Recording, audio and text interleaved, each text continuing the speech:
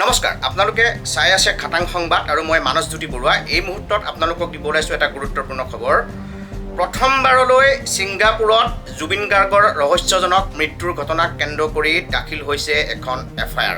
মই পুনৰবাৰ কৈছোঁ, জুবিন গাৰ্গৰ ৰহস্যজনক মৃত্যুৰ ঘটনাৰ ২৭ দিন অতিক্ৰম কৰাৰ পিছত ছিংগাপুৰত, বিদেশ ৰাষ্ট্ৰ ছিংগাপুৰত য'ত জুবিন গাৰ্গৰ ৰহস্যজনক মৃত্যুৰ ঘটনা সংঘটিত হৈছিল, সেই ছিংগাপুৰত প্ৰথমবাৰলৈ ৰুজু হৈছে জুবিন গাৰ্গৰ ৰহস্যজনক মৃত্যুৰ ঘটনাটোক লৈ গোচৰ।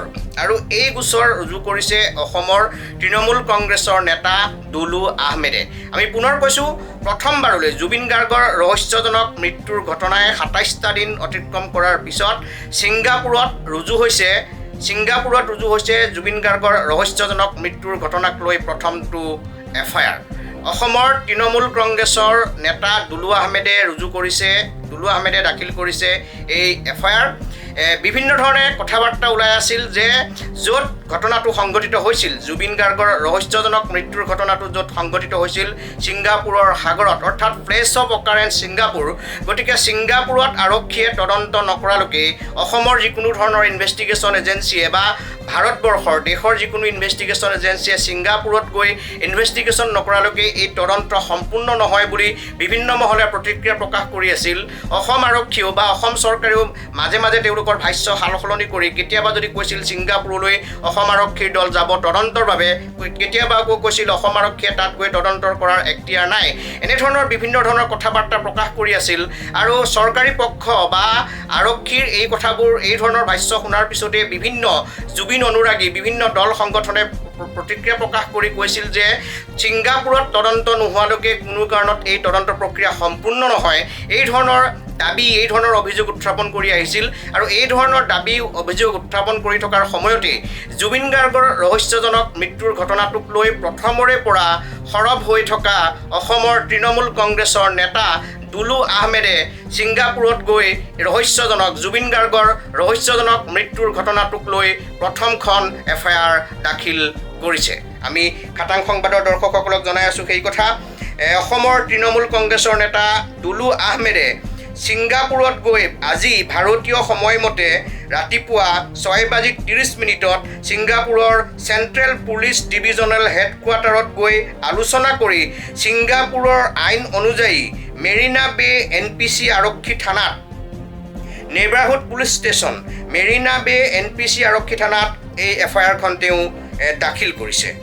দুলু আহমেদে এইটোক লৈ মেৰিনা বে NPC যি আৰক্ষী থানা, সেই আৰক্ষী থানাৰ এখন ফটো সন্নিৱিষ্ট কৰি আৰু ছিংগাপুৰত তেওঁ যিখন FIR দাখিল কৰিছে, সেই FIRখন ফটো মাৰি তেওঁ এটা ফেচবুক পোষ্ট লিখিছে। আৰু ফেচবুক পোষ্টত তেওঁ লিখিছে যে জুবিন গাৰ্গৰ হত্যাৰ তদন্ত অসমত CID SIT বিভাগে চলাই থকাৰ নিচিনাকৈ ছিংগাপুৰতো থকা 11গৰাকী প্ৰৱাসী অসমীয়াৰ বিৰুদ্ধে সমান্তৰালকৈ ছিংগাপুৰতো তদন্ত চলিব লাগে বুলি আজি ৰাতিপুৱা প্ৰথমে 9 বজাত ভাৰতীয় সময়মতে ৰাতিপুৱা 6:30 বজাত ছিংগাপুৰৰ চেণ্ট্ৰেল পুলিচ ডিভিজনেল হেডকোৱাৰ্টাৰত গৈ আলোচনা কৰি ছিংগাপুৰ ল অনুযায়ী পিছত মেৰিনা বে NPC আৰক্ষী থানাত নেইবাৰহুড পুলিচ ষ্টেচন মই এক এজাহাৰ দাখিল কৰোঁ।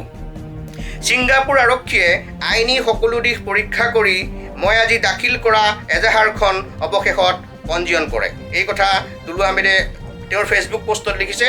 আৰু এইখন হৈছে তেওঁৰ যিখন police report, police station Marina Bay NPC 70 Marina View Singapore, তাত তেওঁ এইখন দাখিল কৰিছে। আৰু ইয়াত চাওক, তেওঁৰ নিজৰ ফোন নাম্বাৰ 98540, তেওঁ এইটো ফোন নাম্বাৰ, তেওঁৰ ইমেইল এড্ৰেছ দিছে, তেওঁৰ পাছপৰ্ট নং, নেশ্যনেলিটি সম্পূৰ্ণ ইয়াত তেওঁ উল্লেখ কৰিছে। Location of incident Saint John's Island তেওঁ এইবোৰ উল্লেখ কৰিছে। এই গোটেই কথাবোৰ উল্লেখ কৰি ইয়াত তেওঁ যাৰ বিৰুদ্ধে যি ধৰণৰ ঘটনাটোক লৈ FIR দিছে সেই কথা তেওঁ ইয়াত উল্লেখ কৰিছে।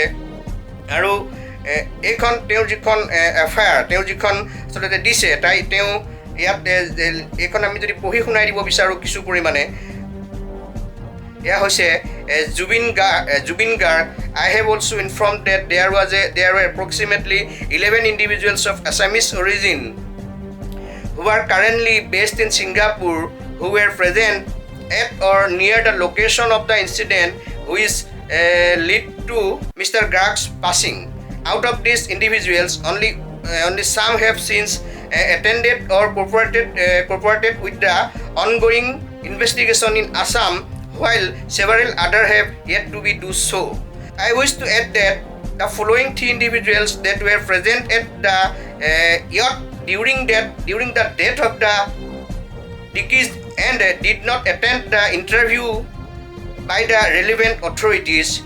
Number 1, Debojit Hazarika of Indian nationality, Wajid Ahmed of Indian nationality, Bhaskar Datta of Indian nationality. মই আমি পুনৰ কৈছোঁ এই তেওঁৰ যিটো ৰিপৰ্ট তেওঁ যিখন এফআইআৰ দাখিল কৰিছে তাত তেওঁ ভাৰতীয় প্ৰবাসী ভাৰতীয় দেৱজিৎ হাজৰিকা ৱাজিদ আহমেদ আৰু ভাস্কৰ দত্তৰ নাম তেওঁ উল্লেখ কৰিছে যে তেওঁ কৈছে যে এইসকলে এইকেইজনে যিহেতু সহযোগ কৰা নাই গতিকে এইকেইজনৰ লগতে সমগ্ৰ ঘটনাটোৰ ছিংগাপুৰ আৰক্ষীও কাৰণ ইতিমধ্যে অসম আৰক্ষীয়ে CIDয়ে বা অসম চৰকাৰে গঠন কৰি দিয়া SITয়ে তদন্ত চলাই আছে তাৰ সমান্তৰালভাৱে যিহেতু প্লেছ অফ অকাৰেঞ্চ জুবিন গাৰ্গৰ মৃত্যুৰ ঘটনাটো যিহেতু ছিংগাপুৰত সংঘটিত হৈছিল গতিকে ছিংগাপুৰ আৰক্ষীও যাতে ঘটনাটোৰ তদন্ত কৰে তাৰ বাবেই সেই দাবীৰেই সেই আবেদনেৰেই তৃণমূল কংগ্ৰেছৰ নেতা দুলু আহমেদে এই এফআইআৰখন দাখিল কৰিছে আৰু এয়াই হৈছে ছিংগাপুৰত জুবিন গাৰ্গৰ ৰহস্যজনক মৃত্যুৰ ঘটনা সংঘটিত হোৱা ছিংগাপুৰত জুবিন গাৰ্গৰ মৃত্যুৰ ঘটনাক লৈ প্ৰথমখন এফআইআৰ।